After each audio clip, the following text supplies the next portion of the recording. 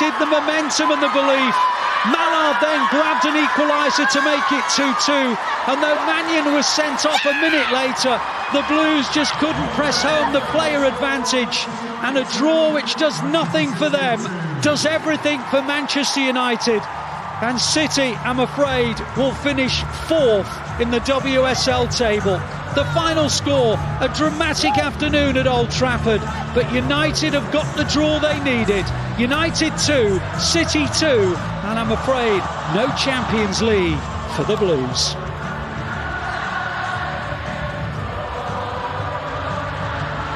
Well, let's go back to studio where Karen and Paul are alongside Natalie. Thank you so much to Alistair Mann there. So, 2-2 the game finished, but as we know, that was not enough for City. It was indeed enough for Manchester United. They have clinched the third spot in the WSL, which of course was the last Champions League place, which means no European football for City next year. I'm still joined by Paul Dickov and by Karen Bardsley. Paul, it's just a hugely disappointing end to the season. Yeah, it is, after such a good first half as well, you know, going 2-0 up. I did worry a little bit when they scored just on half-time to make it 2-1. Going into the second half, it gives them the impetus to obviously go forward and get the equaliser, because they only needed a point. And then once they did get the equaliser, once we went down to 10 men, I think, if we're going to be honest, we didn't really create enough, if anything at all, to go on and win the game. So hugely disappointed. Nick will be disappointed, the girls will be disappointed, but they're going to have to pick themselves up. We've still got a game left next week, so yeah, hopefully go and get 3 points. Not that it's going to mean that much.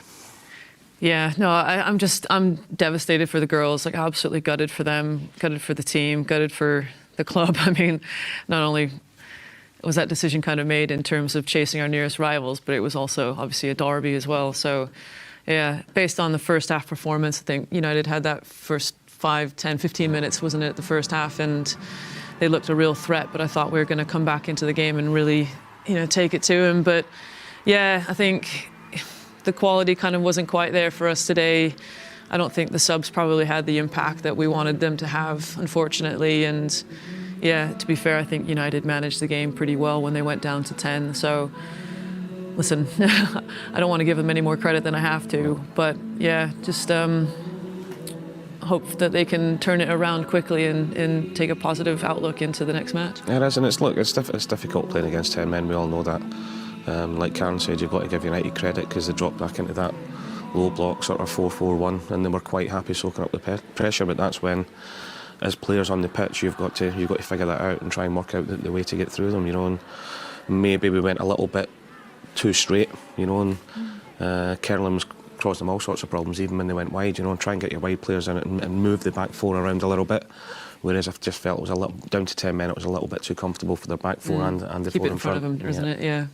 I felt like United's equaliser, so like 10 minutes into the second half, I felt up until that point that City was still in control, and the goal came and it felt like it was against the run of play, but after the goal, after the equaliser, like you say, Paul, we didn't feel like we created anything.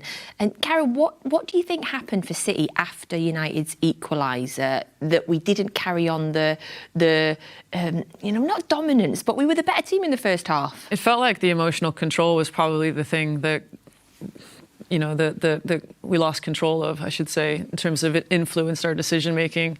I don't want to be too critical, but yeah, the ball over the top wasn't dealt with, as well as you'd hope. I think Turlin managed to get a flick on for Mallard to run in behind, and then essentially, I think Kiara Keating made up Mallard's mind for her when she came out to close the angle a little bit. And I think it was kind of exasperation, if you will. I think everyone knew that it was going to be tough when they conceded that goal to pull one back, because obviously they don't concede many, do they? They're quite resolute in their defending United. And I think it just became, rush. Like you say, it played long.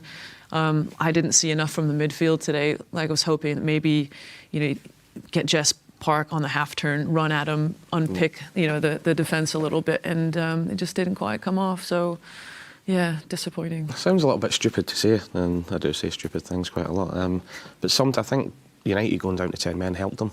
I agree. A little bit. They just went into that retreat mode, like we shall not concede. Whereas I think 11 against 11, we were controlling the game. And I think the longer that went on, the more chances we would have got. But because they went down to 10 men, there was no spaces in behind, which Yeah. we got a lot of joy with in the first half. The game state changes, doesn't it, as well? I mean, they just equalised, so that's what they knew. They didn't have to offer an attacking threat. So you're absolutely right. I think kind of suited their game plan, to be honest.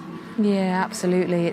I think that the sadness as well, obviously, the way that football works sometimes, the subplots and the storylines, to know that how much this game mattered and to lose out on a European place at Old Trafford in front of the Manchester United fans, in front of the Manchester United players, you know, going wild. Football has a really cruel way of telling stories, but you can see the City fans that have stayed behind there to applaud the team, the loyalty of those City fans always.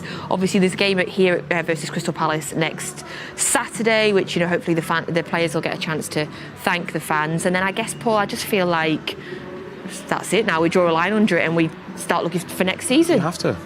Yeah, I think you do have to, but I think let's try to find a positive from it. You know, I think for me, you've seen Lauren Hemp obviously getting back out on the pitch, you've seen Alex Greenwood getting back on the pitch, and we think about the bigger picture. What does that mean for the Euros? You know, the likes of Jess Park as well. Does that put her in the shop window for the starting 11? So if we unpick those, you know, stories from that performance, I think we can start thinking about, you know, how they could impact England's performance in the summer as well. I think looking forward to next season, you know, I showed you a picture of the injuries that we had that weren't even in the squad today. Yeah. You know, and the squad was a lot stronger. There was a lot more options off the bench the last couple of weeks with Lauren coming back, with Alex coming back. Then you had Bunny, you had Mary Fowler, you had all these people that next season will be coming back again. You know, the squad's going to look a hell of a lot stronger than what it has done for the majority of this season.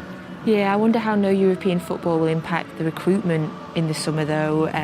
Can we attract some of the world's best players if we're not playing in Europe?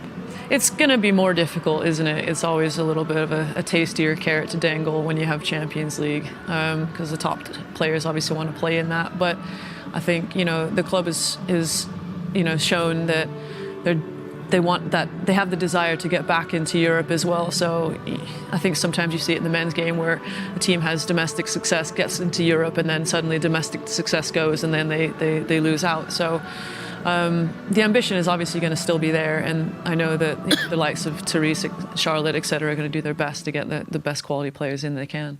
I thought of a positive. Are you having this one? Go on. Obviously, Nick came in as an interim manager. You know, wouldn't be drawn into a conversation past the end of the season. Knowing Nick like you do as well, and having spoken to him when I've interviewed him over the last 10 years, I can't see any way that he's leaving this club like this now, Paul. I think he's going to want to stay, and he's going to have the bite now to do well next season. You know, getting a defeat like that and a disappointing end of the season like that can sometimes kickstart Be a catalyst. What's inside you, you know. And who's to say that if Nick had came back for these last few games and had qualified for Europe, maybe he might have went, you know what, I've done the job. Exactly, yeah. You know, now you might bet the psychology of it. He might be thinking, you know what, the disappointment I've got now, I don't want to feel that again. The team don't want to feel that again. And I want to lead them on and make sure that we're back in Europe and successful next season. Yes, I agree. I like to try and pull the positives. So we found Lauren Hemp and Alex Greenwood back playing, looking ahead to the Euros. And, you know, and I know at one point perhaps Lauren was worried that she wouldn't be back in time for the Euros, but having this today, then they've got Saturday at home here to show again what they can do, and other English players that are, you know, in the England squad, skirting around the edges as well, having another opportunity. So that's the positive. Maybe it gives Nick a bit of desire to want to stay, because we know we all adore him and fight next season. Anybody got anything else for me? No, I think I'll finish that. It's a good positive to finish on. It was sunny. The Japanese players will be happy it's getting warmer, I think. Yes. Yeah, really, it had to happen at Old Trafford, but yeah. Yeah, you've got to use that disappointment to drive you on. Yes, absolutely. And of course, there is one more game to go. Of course, so next Saturday we take on Palace here at the Joy Stadium, the last game of the season. That is a 12:30 UK kickoff time. The men are playing Southampton at 3 o'clock. So come along, support the women.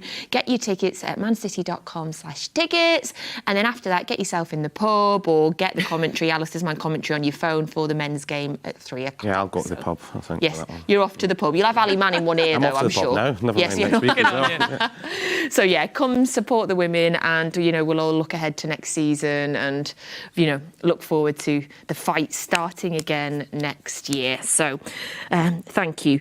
Right, and with that, and of course, the men continue the chase for Europe as well, closing in maybe on that second spot, obviously after that Arsenal defeat over the weekend. And of course, the Nottingham Forest result on Thursday night, I mean, that was huge for us as well, Paul. So for the men, things are definitely looking up as well. It is, and look, it's mad to think that how disappointment our season's been. I don't want to count the chickens too soon, that we could possibly finish second, after the run of defeats we had, how everybody was saying we'd been written off. So great way to bounce back, in a real run of form at the minute. Fixtures on paper look easier than the other ones. Arsenal have still got to play Newcastle and Liverpool, I think, as well. So, 3 points difference, it gives us a real chance to really push on for second place. Yeah, so just to focus now, 3 Premier League games and an FA Cup final left for the men to power home. I stay undefeated till the end of the season. Not a bad, awful season, that, would it be? Second in an FA Cup. So, Karen Bardsley, thank you very much for being here today. Thank you for your, your hard work, your magic, however you were doing it. We appreciate it. Thank you very much. That's been the most impressive thing about today. Karen Bardsley's magic. And the two problems at the same time, then back here. Amazing. Houdini. Thank you, Paul, for being here. Thank you as always. It's always lovely to see you. Thank you all for joining us on Matchday Live today. So it wasn't to be today. I mean, usually you go to Old Trafford, you get a draw and you think, it was all right, but it wasn't the result we needed today at all. So we'll go again. They will finish the season on Saturday, we'll rebuild, and we will go again next year. And I know that you will, of course, as always, be there with us as well. So thank you very much for joining us today. Don't forget, tomorrow is another huge day for the club as our academy team goes for their second successive FA Youth Cup finals. So congratulations to them, and everything crossed that they bring home the trophy again. So we will see you very soon. Aston Villa, Manchester City. FA Youth Cup final, Villa Park. The most important game in the calendar. Manchester City in the defence of the FA Youth Cup. The best competition at youth level. The best young talent in the country going head to head. Future stars in the making. This group is something special. Michaelo! Divine Mikasa, he's gone for this. Oh, he scored! We know what we have to do to win. Find the shot. You bet he can. Matty Warburton. Fighting for the badge. Fighting to go back to back. City are the FA Youth Cup winners. Fighting to make history. We're ready to rise to the occasion.